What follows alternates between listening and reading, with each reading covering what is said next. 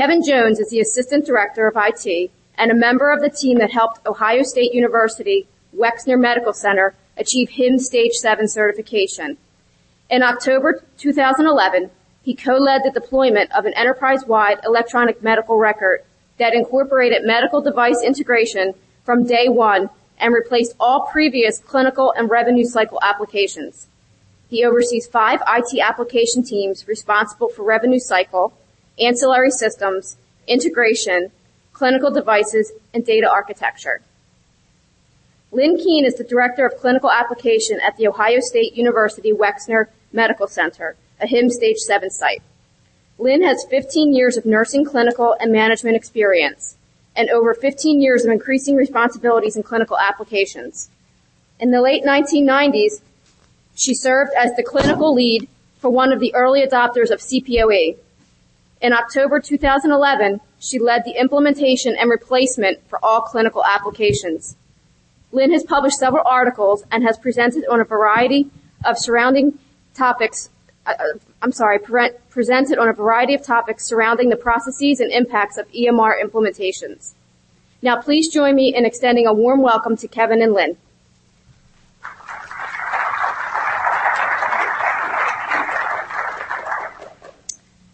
Hi, good morning. It's sort of exciting and daunting to be one of the first speaker at HIMSS, but Kevin and I will do our best to entertain you. Today we hope to achieve the following learning objectives. We want to share with you how to develop, implement, manage, and evolve the integration of medical devices within your electronic medical record.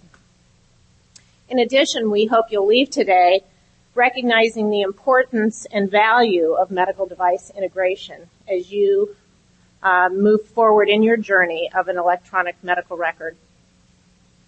We hope that you'll be able to describe the benefits as well as challenges of a combined Big Bang medical device integration as well as an EMR go live. And lastly, we hope that you'll be able to identify some criteria for selecting a medical device integration partner. So prior to the electronic medical record, there were numerous niche systems, particularly in the ICU environments and specialty environments such as labor and delivery. These systems were able to receive some elements of data integration, but the storage was pretty limited to use in that application only. So meaning clinicians who did not work in these areas really had very limited access to viewing and responding to that data. By and large, the majority of hospitals have required manual entry of device data into either their paper record or their electronic medical record. Obviously, the issues related to data consistency, timeliness, and access to that information are well known. And as mentioned previously, many of the niche systems did not integrate easily or fully into the electronic medical record. Bottom line is our unstable patients today require timely, accurate, and numerous points of data to be available real time to the clinicians in order to care for the patient's hemodynamic status. We all certainly remember the paper chart. I'm not going to go into a lot of detail, but of course we're familiar with the numerous points of failure, from access to the data, to inaccuracies of the data, to availability of the data. But really, one of the most significant things that I see has been lacking is our ability to aggregate and analyze large volumes of clinical data, not only to provide care to the single patient, but also to be able to study and predict changes in patient populations to improve outcomes over time.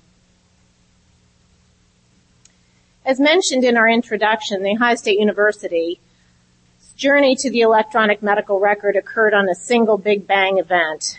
We literally, on a day in October of 2011, replaced simultaneously all of our clinical and business systems, as well as adopting medical device integration as a new feature.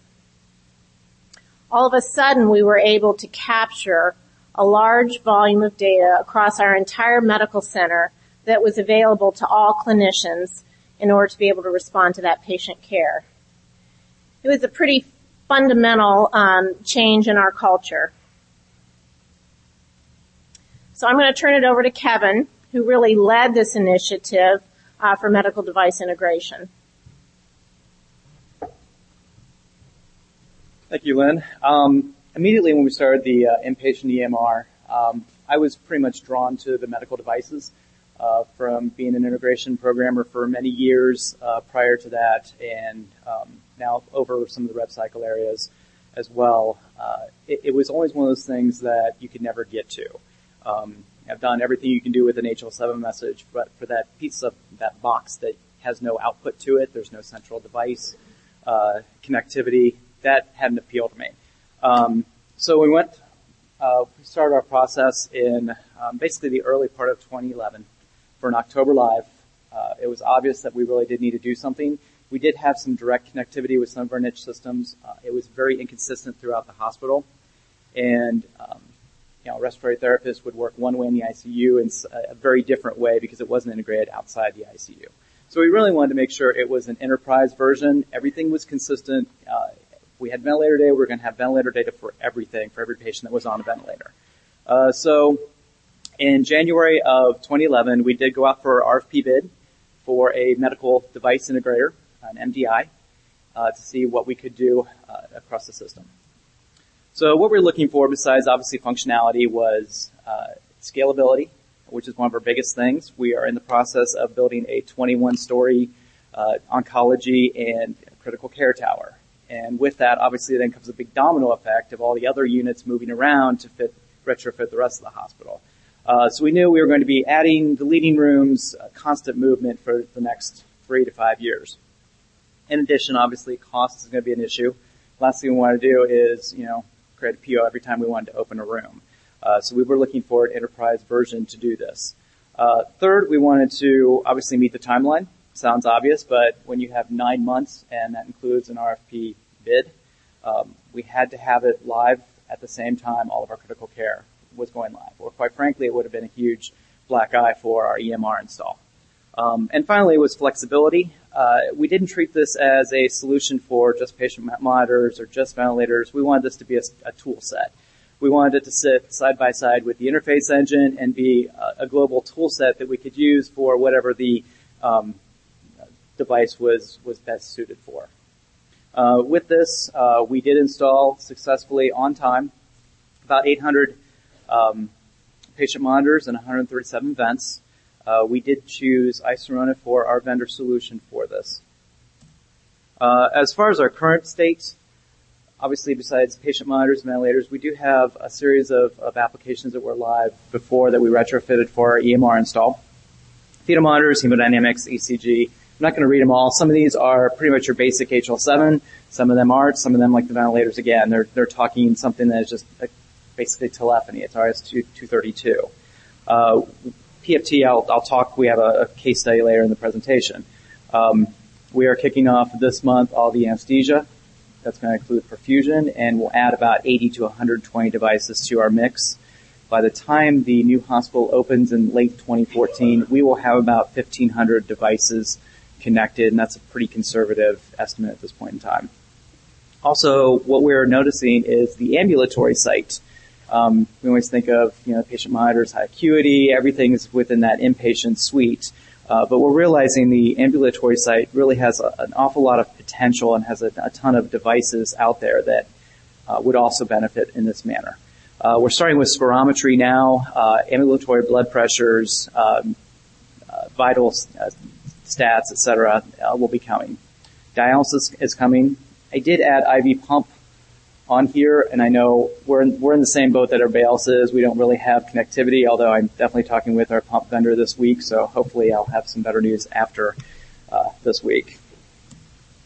As far as the process workflow goes, the patient monitors could have either gone through our interface engine or through the MDI. We opted to use the MDI because there was quite a bit of standardization that we were able to perform. Plus, it's also very high volume, one message, 1 minute, infinitely, and there's a lot of volume with that. So We did do the MDI, and that seems to have worked out really very well. The ventilators had a very unique challenge. Again, it's RS-232. They're mobile by nature. There is no central server. It's just a computer on wheels with an awful lot of data that it captures and collects. So what we opted to do is create a fanless PC solution. And what I mean by fanless is it's a solid-state hard drive. It is a standard PC. It's running Windows 7.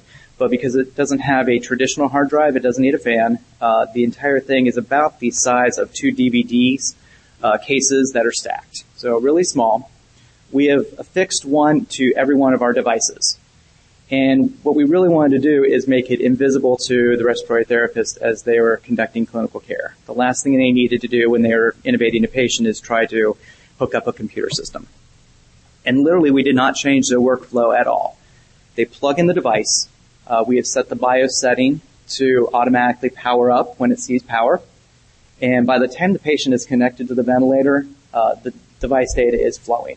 So we really have done very little, well, actually virtually no changes to the workflow. There is no keyboard, mouse, monitor. You wouldn't know that the device is there. It's behind everything. It's tightly cable managed, etc. That has worked out really well. The only caveat, there's a downside to everything. The only caveat is it is a standard Windows 7 PC. And as much struggle as we did to try and make it seamless to hook up a patient, to disconnect the patient means you're unplugging the ventilator, which is a rough stop. And we do have some issues with that with the Windows 7 corrupting. But other than that, it does work really well. The information flows to the MDI and to our EMR in a very timely manner. We thought at one point in time that, this would go into maintenance mode, and we realized about 6 months after live that there was just way too much work and way too much continuing future plans to ever think that this was going to go away. So what we did was really formalize the group. The person that was the technical lead on the project continued to do what he was doing, and we supplemented that we had a turnover. We supplemented that with one clinical engineering person. A team of 2 is really small and nimble. They know the applications. It is a very distinct skill set and something that is not terribly easy for a typical EMR analyst to pick up on. So we've realized that's a really, really nice enhancement to an application suite. Basically, their general mission is if it has a port, we're going to connect it. We have lots of things on the horizon, not just the ones that I listed. And now we're starting to get into an interesting situation. Now, full disclosure, we are not live with this yet, but we are replacing our telestroke vendor. And typically what happens right now is we have a reasonably decent-sized remote stroke system with 18 spoke hospitals up to an hour and a half away from the medical center. And if someone comes into that remote site, these sites don't generally have a neurologist on site, or at least a stroke expert on site. So they'll consult with OSU. It's a computer on wheels. There's audio visual to see the patient. It works really well. The problem we have right now is, as much as high technology as that is and great service to remote sites, the end product is a signed document that is printed, faxed to our transfer center, and then manually uploaded. Meanwhile, the patient's in transit, in some cases, to OSU, and everything stops. The clinical documentation then has to be restarted. So we're in talks with a different vendor to look at how we can get that data discreetly. So it's great that we had the PDF, and yeah, we'll probably still continue to get that electronically, but what we want now is discrete data. I want the data to come in to flow sheet rows and then be absorbed into clinical documentation. So the minute the patient arrives at our ED doors, work it just now continues as opposed to starting over. And we do have an example of that workflow that we do have working. So ultimately our goal is discrete data, and that's where we realize the benefit of an EMR is going to be, at least one of them. So, this was a new data stream, and much like many, many years ago when you had a new ADT stream or a new result stream, you had to make sure that it was realistic. Everything about it, the data quality was good. So we did look at this, kind of take a step back, and we compared this to what I consider to be one of the gold standards, the American Health Information Management Association's data quality model. And we looked at the criteria, and from first glance, it looks reasonable, but there's a few things that we really did want to really step back and take some measurements from that. And the three measurements we took from the data model are consistency, timeliness, and correctness. We also added a fourth one just to see how the ROI was going to stack up with this, and so we looked at reduced labor cost with this. And with that, I'm going to send back the presentation to Lynn, who helped me do the study.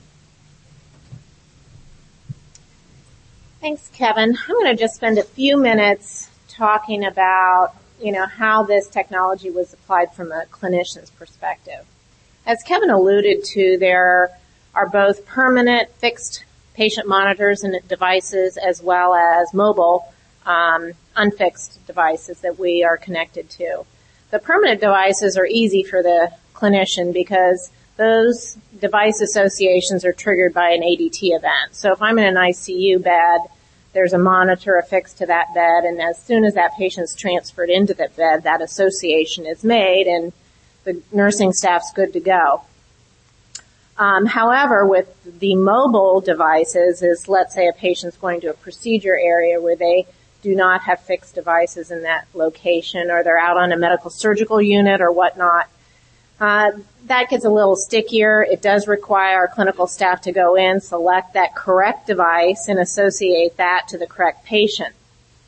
That has been fraught. That was fraught. This whole process was fraught with some errors immediately post-implementation. We're doing a lot better with it now, but the key is the device needs to be discontinued for the patient as they're removed from that clinical device. We had some experiences where a second patient was connected to the device before that first patient was disconnected, and there were some events related to that. So really attention to nursing staff and training was really important.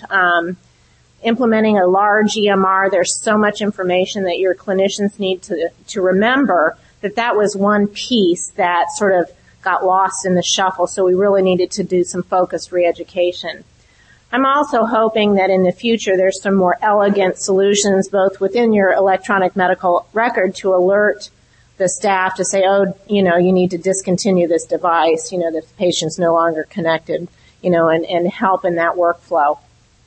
The data capture is set to default at the top of the minute every 15 minutes. It can be set as low as a minute, as Kevin alluded to. I think initially some of our clinicians were worried about that minute. They felt that for critically ill patients that you needed more frequent monitoring than a minute. We also realized that during code events, device integration did not work. It did not work in the tools in the EMR, and this was an initial dissatisfier for our clinicians because they really felt that would help that documentation during the critical event. So I'm hoping that those things are addressed also in the future. We haven't really heard a lot of discontent from the clinicians about the minute interval. There is some delay sometimes in the time the data becomes available within that minute just due to some interface issues. So that's been some source of discontent from some of the clinical staff. We keep the data queued up in the system for 24 hours. After that 24-hour period of time, that data is purged. The clinical staff must validate the data prior to it being stored in the record. So I think initially they thought, it's just going to flow in and store, and that was not something that was supported both by our organization or by the application. It really requires that validation.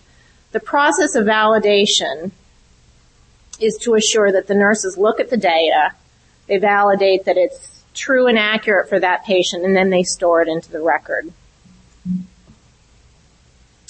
So as Kevin mentioned, we wanted to do a case study, and he did all the hard work with getting it all implemented. I do want to mention, though, too, that there is a fair resource need from the clinical application side. So his team does a lot of the HL7 messages, but the setup of the flow sheet rows, defining the data, doing a lot of testing did require a lot of our documentation team resources, so that needs to be planned as far as your implementation as well. And it's not something that every application analyst knows out of the box. So it does require some upfront knowledge. A lot of our clinical analysts are clinicians, and so really learning some of that technology took a little bit of time. So getting back to our case study, we implemented this study about 9 months following our initial implementation. We wanted to really look at our ICU populations because obviously they are the greatest users of clinical device integration. So we looked at about 7 units, all having ICU patients for a period of a week, and we included every patient that was admitted to one of those beds for that period of time. For simplicity, we just chose one value because we wanted to extrapolate a singular value. We looked at pulse because that was a routine value that we felt would be captured a lot of times in this environment. And as Kevin mentioned, we wanted to study those 4 specific variables. So from our base statistics, we actually had 167 unique patients that we studied with almost 14,000 distinct pulse events.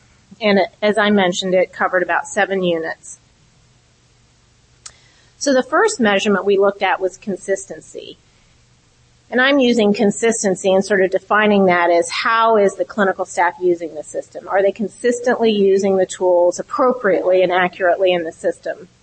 So the first measure was how often were pulses captured in the system. And we used sort of intervals of around an hour because that's the expected minimum standard of care in our ICUs, that you would obtain a set of vital signs almost every patient every hour, more often if they were sicker.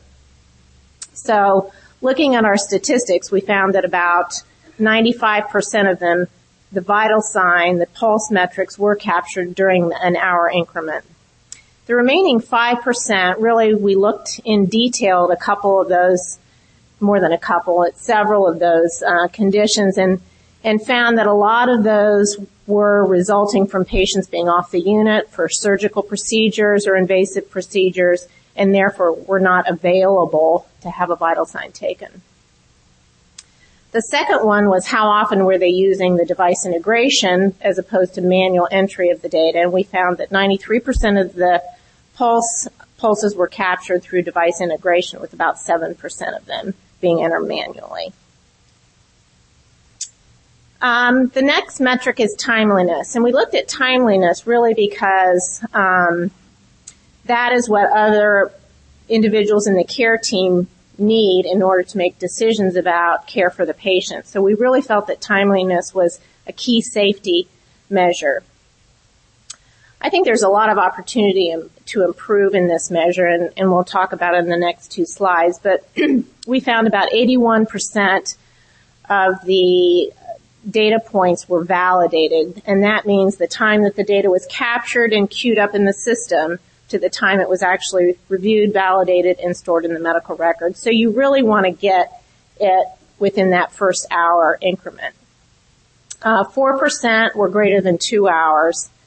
In my mind, that's too long, but it's sort of a low number, so I guess that's good. It could be worse. Really looking at the last measure, unfortunately, we weren't able to correspondingly look at the time a manual vital sign was collected to the time they actually transcribed that into the record, but I think that would have made this a little bit more robust. So here's the graph that shows all the measurement points. Obviously, the vast majority of the data was validated within the first 15 minutes, which is good. I think understanding why this extended time occurred would require some more in-depth analysis. As a clinician, I don't think this is appropriate to wait 2 hours because then that data essentially becomes relatively useless in an ICU environment. I think it also challenges us, and it challenges Ohio State University to set some standards for nursing to say, you know, as you're using this tool, we expect you to validate your data within a certain time frame and really start holding people accountable to that, because that's really where you're seeing the benefit of some of this. Reduced labor. This was really one of my most favorite measures because it was sort of unexpected. So in addition to looking at the statistics, Kevin and I went on an observation couple days. So we went and spent some time on a variety of these nursing units and actually did a time study. We each had a little, time watch clock, and we were actually timing nurses through the process of validation. So once they're in the record, seeing the data queued up and the time it took them to review and validate the data, and then consequently we looked at nurses who were manually entering the data and did a time study of those as well. You can see the actual results up there, but on the average, it saved 25 seconds per pulse event. And if you look at the number of pulse events that we collected, it's pretty darn dramatic. For a week, for those 7 units, we calculated that 25 seconds into 96 hours of time savings. And if we extended that to a year, it calculated to an FTE savings of almost 2.5. So we're not saying that we would expect to reduce nursing staff, but really it gives the opportunity for nursing staff to open themselves up to doing other clinical care activities, discharge planning activities, everything else that's important in healthcare today. Correctness. This one was a little bit more challenging. I think we've talked about the process of validation, so I'm not going to go into that again. But really the only way we could sort of come up with a measure of error prevention was really looking at the previously documented medication transcription error rates. So we used the published error rate of 11.3% and applied that same percentage to the transcribed events. So what we're saying is theoretically we potentially averted 1,400 transcription errors. Now, would clinicians have performed interventions based on that data in the record? Perhaps. We haven't been able to clearly say yes or no, but we're thinking it certainly would result in some more safe care to have more accurate data. We certainly acknowledge that some of the device data could be in error because of artifact or patient movement, but we feel like, in really talking to the nursing staff as well, that process of validation really removes that variable from being applied into the record. So just one last piece before I turn it over to Kevin. So what else are we doing with some of this data? Recently, we've implemented a modified early warning score into our electronic medical record. So this score is an early predictor of changes in patient condition. What this does is it utilizes clinical hemodynamic data as well as a sedation score, or the RASS score. But the key thing is every time that data is validated, it recalculates the score in the system. So what the clinician sees is the actual numeric score, whether it's been increased or decreased over time, and it is a color-coded score. So when they would open up the medical record, they would see, is the score red? Is it yellow? Is it green? And it's an actual visual. We've also investigating doing paging of our early response team based on changes to this score. So we're starting to really utilize some of this data in a more innovative fashion, in a real-time fashion. Our critical care clinicians are super excited about it, as well as our nursing staff. It's just really a different variable, and they're seeing all kinds of applicability to using this to provide better patient care.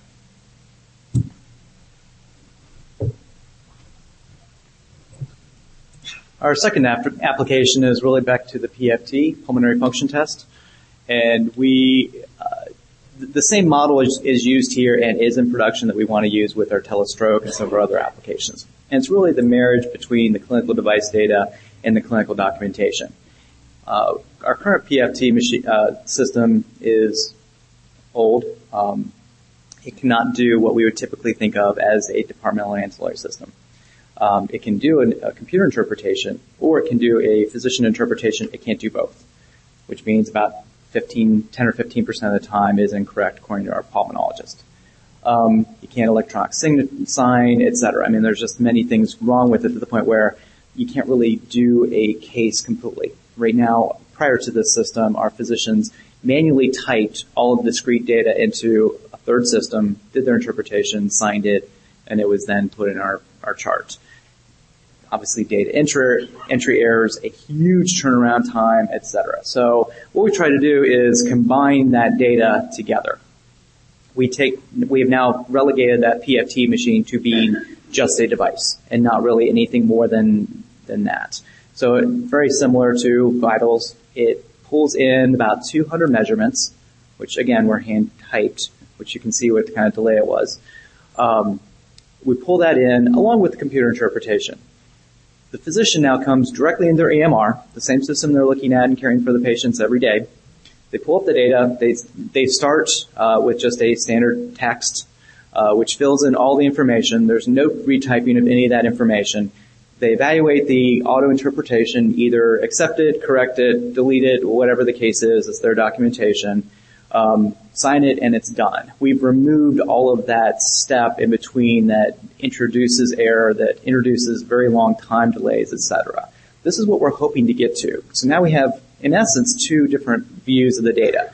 The discrete data, which can be trended, pulled into other documentation, researched, etc., versus here's the PFT report. Nice, pretty report that's electronically signed and sent out to our referring physicians, etc. This is the future as we see it, and really some really nice ways, both this and the Muse, to use the data and not just have it stored and have EMR being that vehicle to look at the data. So it really has been very successful on that aspect. And as far as a conclusion for all this, we're pretty satisfied that the quality of the data is much better than what we had prior to our EMR and our MDI install. We're also pretty satisfied and happy with the fact that we've added a level of safety, reducing those data errors, reducing the length of time. And yes, there's still delays in the length of time, but now we can measure that and we can track what areas are late and do some proactive measurements because of that. More importantly, we've also added a layer of infrastructure, basically, that more and more clinical documentation can be added to. We're now somewhat routinely pulling in vitals and various different things into clinical documentation within LinShop, and that's going to continue. So at this point, I think we've gone out.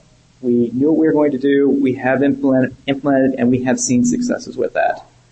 So with that, I will open it up to questions.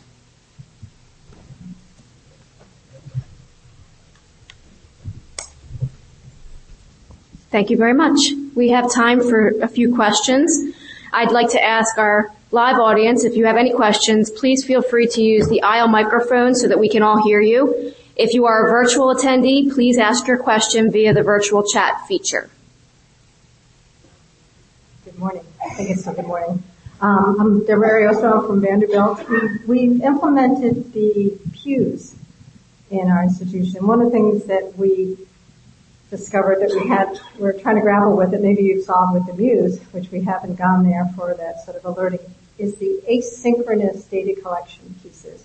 So we download the device data, but the things that are more subjectively collected, that, like if you think of the RAS, that takes, a nurse or someone to interpret versus the vital signs and the other more discrete data elements. So has it been a problem? Have you solved that issue? Or? I wish my manager of clinical documentation was here to have more information. I do know there were some issues with too frequently calculating the score, and I'm assuming that that's what you're referring to. So basically, every time the device data is filed, the score gets recalculated. Our issue is the timing of it. So we don't collect all the parameters at the same time. So there might be a download from a specific time, but like things like capillary refill for the pews is one of the elements, which doesn't get assessed every single time. Right, so it looks back at the last value. So it looks at the current measure and whenever that last RAS score and just recalculates. And so how much time do you allow for it to be appropriate, or you don't? We don't have any. So whenever it was captured. That's correct. Okay. It's just that last RAS value would then be applied to the hemodynamic data as part of the score. I mean, our nurses have found it amazingly helpful to in a conversation of like, I know this patient's getting into trouble, and here's that's the data exactly right to go with it. That's exactly and some of them are more confident than others, but it's a nice tool. I just want to get it tighter and more automatic. And I think that's great to start having some of those conversations, as organizations move in that direction. Thank you. Good work. We have a question from our virtual audience. Kate would like to know, is the fanless PC typical of a standard MDI implementation? We could have opted to link that ventilator into a standard PC in the room, but again, that gets into that pretty invasive sort of get the system and then take care of the patient. Plus, we also, knowing that we're building a new tower, some of our rooms were not necessarily accessible to build extra ports in every one of them. It was a huge cost, so for us, the wireless made sense. You could absolutely wire it into the wall. There's not an issue with that. Thank you.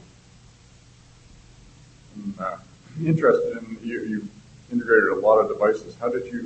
What were your criteria for deciding what to do and what to do first? For the EMR install itself, we tried to replicate current functionality. So if we had any of our niche systems, for instance, our ICU system had some integration, our ED system had some integration, we started with those first. At this point, we're pretty much beyond that point, and we're looking at anything that can integrate. We have another question from our virtual audience. Artie, was there an opportunity for the clinical users to validate the data that was acquired through the MDI? That's standard protocol with our EMR. It has to be validated by, in the case of patient vitals, by a nurse or respiratory therapy, obviously for ventilators. It has to be validated before it's made part of the permanent chart. Thank you. Hi, great presentation. I'm Mary Beth Mitchell with Texas Health Resources. And I know you've talked about the ventilators, associating the ventilators, but could you speak a little bit to the critical care monitors and the process for associating that device to that patient?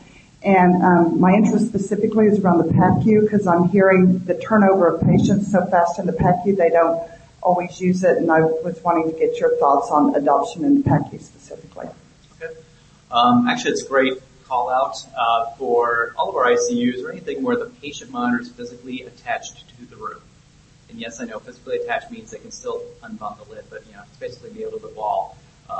We have treated it and set it up in the system to be attached to ADT.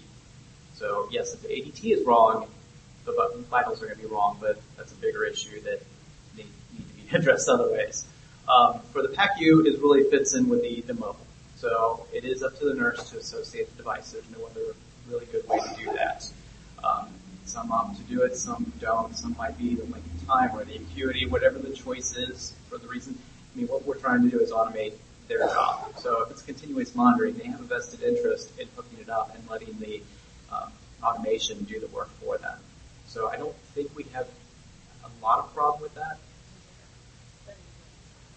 Yeah, one of our study units was the PACU. We have another question from the virtual audience. It's from Helen.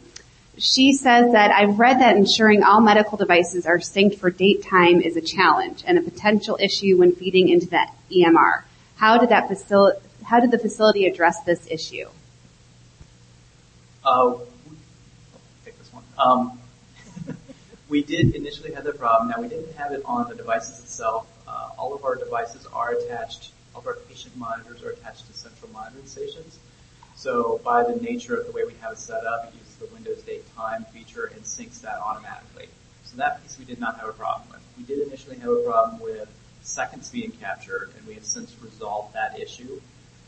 So when the seconds aren't captured, it assumes it's 0 seconds, and sometimes there's some padding there. So that one was an issue, and that one was resolved. Thank you. My name is Lola Rust, and I'm also with THR, Texas Health Resources, and I'm going to have a little out-of-the-box idea here. My background is emergency medicine, and one of the things that I was very interested in that you were talking about was the transfer process that you have for your stroke patients, and we have similar situations within our network. My question specifically is related to when you have that patient who transfers from one facility and they're going to another one, you have your middle section, and that's your EMS provider. Have you given much thought as to how you can integrate that data from their devices into your devices? I personally had that thought, yes. We haven't gone there yet, but absolutely. If we can get that data, that would be a fantastic close the loop, and we'll have vitals from the very beginning of the stay, hours before they came to the hospital. That'd be fantastic. We have another question from the virtual audience from Sandra. What 3 things would you have done differently knowing what you know now? Testing. Beforehand, you cannot test enough. Now, I think we did a really good job at testing all the devices. For our, one thing I did mention in the presentation, for our ventilators, the respiratory therapist, one of them was extremely integrated into this whole process.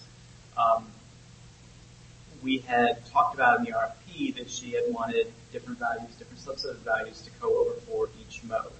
So mode A would have these 100 different codes, whatever. Mode B would have these other 100. And the vendor did agree to that, and we, that did go over really well, but with an awful lot of testing. I have to do 3. You can have one. I think from the clinical team, we did not anticipate the scope of work effort that was going to be required to set up all the unique flow sheet rows and the amount of testing that was going to be needed. So I would have planned more resource time, and I probably would have dedicated an analyst just to this side of work as well as expansion. So that would be something I would have done differently. Thank you. Hi, my name is Mohammed Rahman from VA Medical Center, New Orleans. So what are some of the challenges that you encounter with the